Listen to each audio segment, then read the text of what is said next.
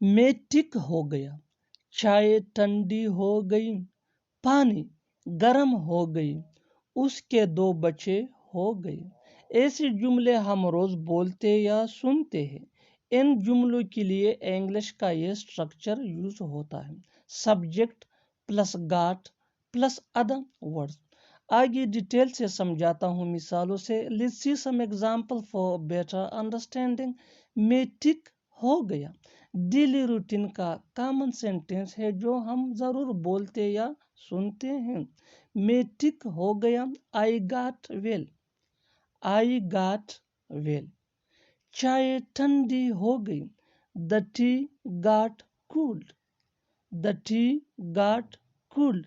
پانی گرم ہو گئی، the water got hot, the water got hot.